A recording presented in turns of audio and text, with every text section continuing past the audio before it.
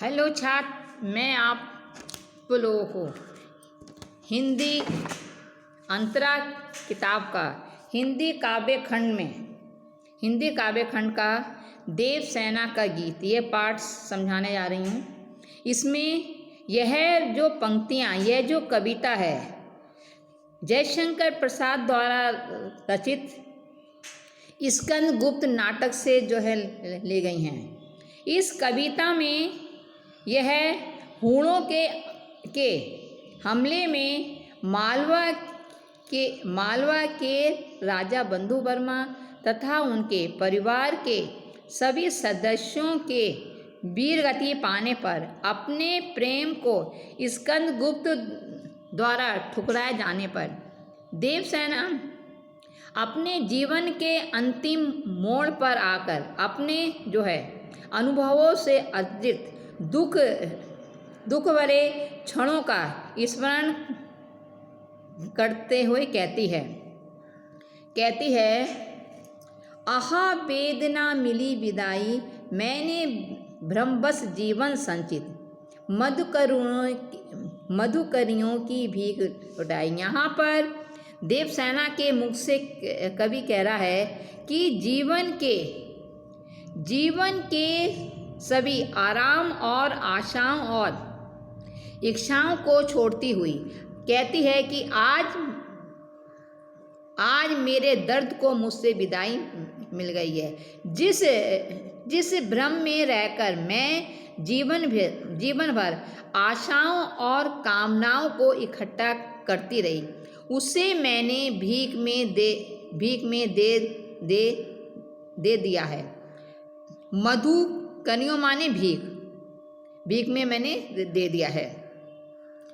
छलकल थे संध्या के श्रम कर, आंसू से गिरते थे प्रतिक्षण, मेरी यात्रा पर लेती थी नीरवता अनंत अंगड़ाई। यहाँ पर देवसेना कहती है कि मेरी दर्द भरी शामें हमेशा आंसुओं से भरी थी, मेरा पूरा जीवन गहरे वीरान में रहा। देवसेना अपने बीते हुए जीवन पर दृष्टि डालते हुए अपने अनुभवों में जमा पीड़ा के पलों को याद करती है। कहती है कि जीवन के इस मोड़ पर अर्थात जीवन के आखिरी क्षणों में अपने युवा काल में किए गए कार्यों को याद करते हुए दुख प्रकट करती है कि मैंने अपने कर्म कांडों को गलती पर किए गए कार्यों की श्रेणी में बतलाकर उस समय की नादानियों पर पछतावा करती है, जिसके कारण उसकी आंखों से आंसू बह निकले थे। कहने का तात्पर्य है कि जीवन के अंतिम क्षणों में छल थे संध्या के श्रम पर, आंसू से गिरते थे प्रतिक्षण, मेरी यात्रा पर लेती थी नीरवता अनंत अंगड़ाई। यहाँ पर देवसेना का कहना है कि जीवन संध्या से मतलब है जीवन का जो अंतिम क्षण, जीवन के अंतिम क्षणों में अपने युवा काल में जो किए गए कार्य हैं उन पर पछतावा करती हुई कहती है। इसमें जो है आंसू से गिरते थे प्रतिक्षण, इसमें उपमा, इसमें कौन सा अलंकार है? उपमा। छल में पुनरुक्ति प्रकाश अलंकार है। अब देखिए इसका सेकंड वाला काव्यांश। शर्मित स्वप्न की मधुमाया में, गहन विपिन की तरु छाया में, पथिक उन्नीदी श्रुति में किसने यह बिहाग की तान सुनाई। विपिन माने क्या होता है? वन। तरु माने पेड़। विपिन माने वन, तरु माने पेड़। पथिक माने होता है यात्री। उन्नीदी माने अलसाए हुए। यहाँ पर देवसेना कहती है कि देवसेना का कहना है कि कि परिश्रम से थके हुए सपने के मधुर संमोहन में मैंने वन के बीच पेड़ की छाया में विश्राम करते हुए यात्री के समान मैंने अलसाई हुई क्रिया में किसने यह मेरे स्वर की लहरी छेड़ दी। अर्थात मैं जब जीवन के अंतिम क्षणों में जीवन रूपी यात्रा करते करते मैं अंतिम क्षणों में जब मैं अलसाने लगी थी, उसमें किसने यह जो है स्वर की लहरी छेड़ दी। भाव यह है कि जीवन भर संघर्ष करती हुई देवसेना सुख की जो है आकांक्षा में मीठे मीठे सपनों को देखती रही, और जब उसके सपने पूरे ना हुए तो वह थक कर निराश होकर सुख की जो है आकांक्षा से विदाई लेती। अर्थात जो उसकी सुख की जो इच्छा होती है उससे वह क्या लेती है, विदा लेने लगती है। यहाँ पर देवसेना कहती है कि देवसेना का कहना है कि लगी शतरंज थीन सबकी, रही सबकी कब की मेरी आशा आहा बाबली तूने खो दी सकल कमाई। यहाँ पर अपनी आशा को पगली कहती है कि युवा काल में सबकी तृष्णा भरी अर्थात प्यासी नजरें मेरे ऊपर उठती फिरती थी और उसी परंतु हे मेरी आशा पगली, तूने मेरी सारी कमाई हुई पूंजी ही क्या है खो दी। देवसेना के कहने का तात्पर्य है कि जब तक मैंने आसपास उसे प्यासी नजरें दिखाई देती, यानी तब तक वह स्कंदगुप्त के प्रेम में पड़ी हुई स्वयं को उसे बचाने की कोशिश करती रही, परंतु अपनी पागल आशा के कारण वह अपने जीवन की पूंजी, अपनी सारी कमाई को वह बचा भी नहीं सकी। अर्थात उसे प्रेम के बदले प्रेम और सुख की प्राप्ति नहीं हुई। अब देखिए लास्ट वाला है, चढ़कर मेरे जीवन रथ पर प्रलय चल रहा था अपने पथ पर, मैंने निज दुर्बल पथ पर उससे हारी होड़ लगाई। लौटा लो यह अपनी थाती, मेरी करुणा हाहा खाती, विश्व ना संभलेगी यह मुझसे, इससे मन की लाज गवाई। यहाँ पर देवसेना कहती है कि जीवन रूपी रथ पर सवार होकर प्रलय अपने रास्ते पर चला जा रहा है। मैं अपने दुर्बल पैरों के बल पर उस प्रलय में ऐसी स्पर्धा कर रही हूँ। स्पर्धा मान क्या आता, होड़ कर रही हूँ, जिसमें कि मेरी जो हाथ है वह निश्चित ही है। देवसेना कहती है, हे संसार, तुम यह अपनी धरोहर मुझसे वापस ले लो, ले लो। मेरी जो है करुणा आहाकार कर रही है, यह मुझसे संभल नहीं पाएगी। इसी के कारण मैंने अपनी मन की लज्जा को भी क्या किया है, गवा दिया है।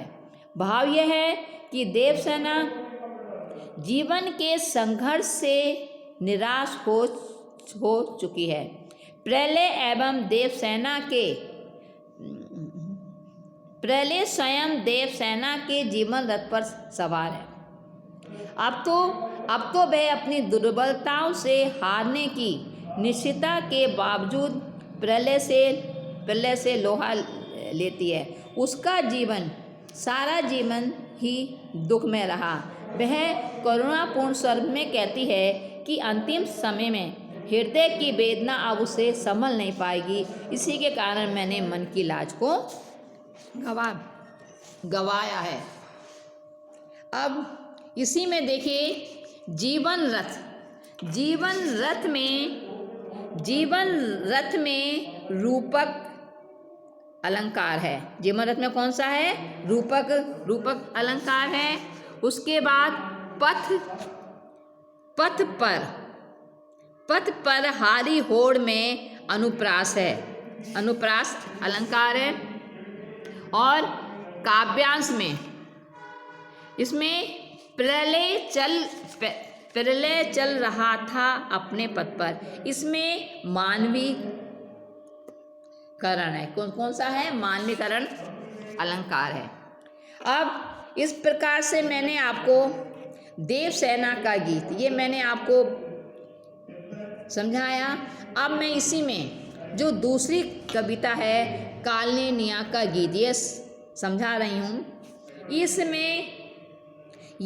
गीत में जो है भारत की सुंदरता का वर्णन है, भारत के प्राकृतिक सौंदर्य का वर्णन है।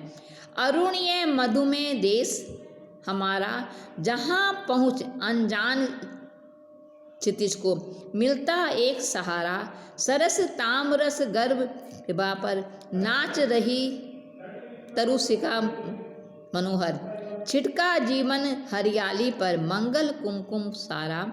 लघु सुरधनु से पंख पसारे, शीतल मलय समीर सहारे। उड़ते खग जिस ओर मुँह किए, समझ के नीड़ प्यारा। अब यह गीत सिकंदर के सेनापति सेल्यूकस की बेटी कालनेनिया सिंधु नदी के तट पर यूनानी शिविर के सामने बैठकर भारत की गौरव गाथा और प्राकृतिक सौंदर्य का वर्णन करती है। अरुण यह मधुमेह देश हमारा, अरुण से मतलब होता है लाल, लालिमा से युक्त, मधुमेह माने मिठास से भरा हुआ। यह जो है मिठास से भरा हुआ हमारा लालिमा युक्त भारत देश है, जहाँ अनजान क्षितिज को भी अपनापन मिलता है।